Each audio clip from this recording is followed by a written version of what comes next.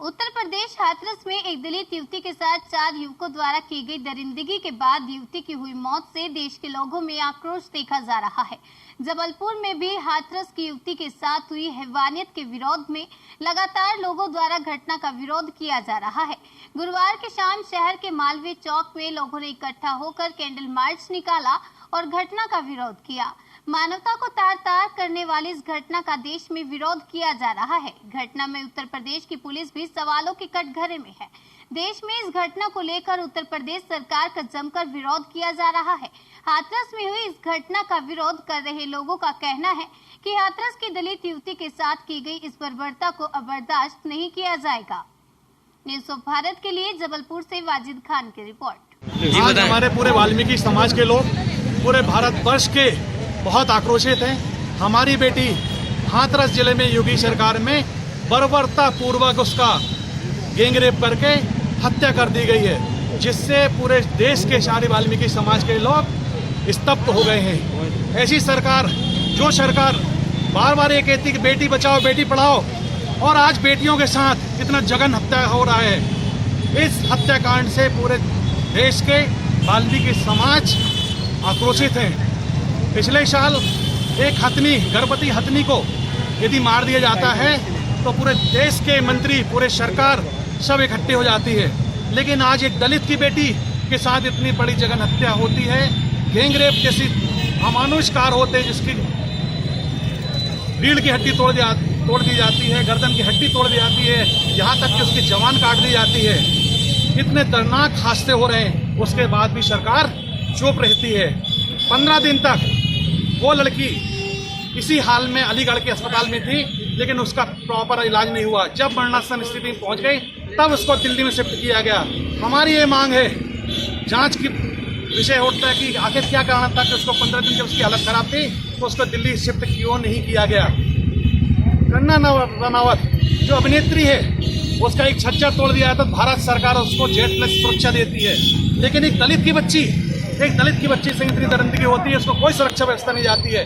क्या हमारा यह दलित होना अपराध है? क्या हम इस देश के मूल निवासी हैं, उसके बावजूद भी इस देश में जातिवाद का एक जहर घोला जा रहा है? क्या लगता है आपको, सरकार क्या भेदभाव करती है आप लोग? बिल्कुल, सरकार भेदभाव करती है। हमने आपके सामने सिद्ध कर दिया कि एक हथनी मार दी जाती तो पूरा देश इकट्ठा हो जाता है। इवन जो मीडिया है, मीडिया भारत का जो चौथा स्तंभ है, वो भी इसको हाईलाइट करता है। लेकिन आज इतनी दर्दनाक स्थिति होने के बाद भी हमारे उस बच्चे को न्याय नहीं मिल पा रहा है। इसके पहले भी निर्भया कांड हुआ था। निर्भया कांड में उस बच्ची को, चूंकि वो गैर अनुसूचित जाति की थी, उसको सिंगापुर पहुंचाया जाता है, लेकिन हमारी बेटी को दिल्ली तक नहीं पहुंचाया जाता है। तो ये जातिवाद नहीं तो और क्या है? आज आपने क्या विरोध प्रदर्शन?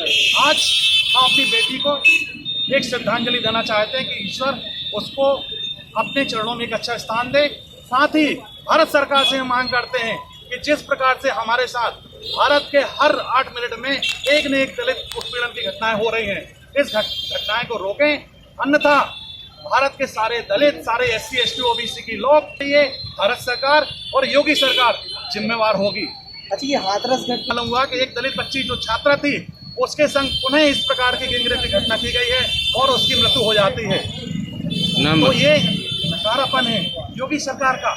इनको अपनी सरकार से हट जाना चाहिए। कहीं ना कहीं ये बात आई कि रात में अनुसार शाम को 6 बजे के बाद किसी का अंत्येष्टि नहीं होती सूरज डूबने के बाद। क्या कारण था कि पुलिस ने रात में 2:45 में उनके परिवारजनों को बंधक बना के और 2:45 पे उसके अग्नि संस्कार कर दिया गया, उसको छूने तक नहीं दिया। क्या हमारे भारत में यह नियम है? कानून को तार तार कर दिया योगी सरकार ने। पुलिस ने बर्बरता पूर्वक कार्य किया, उसको छूने नहीं दिया। परिवार वालों ने बोला कि हमको अपनी बेटी को छू लेने दीजिए। आखिरी बात चाहते सारे पुलिस प्रशासन जो भी इन्वॉल्व थे, उनको कड़ी से कार्रवाई की जाए और चारों दरिंदरों को फास्ट ट्रैक कोर्ट माध्यम से उनको फांसी की सजा दी जाए। आपका नाम? मैं रूप किशोर चौहान, अध्यक्ष वाल्मीकि समाज Jabalpur.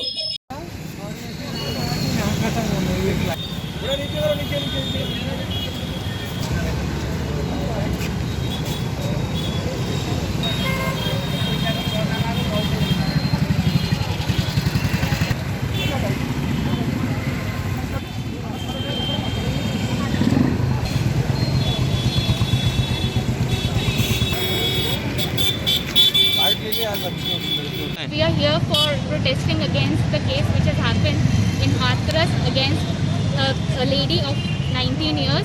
We demand capital punishment from the government. We can't be seeing we can't see the criminals walking fearlessly around, and we don't expect to happen all these things every day on regular basis. So we, the daughters of India, we the citizens of India, we the people of Valmiki Samaj, we demand a capital punishment for the culprit of Manisha.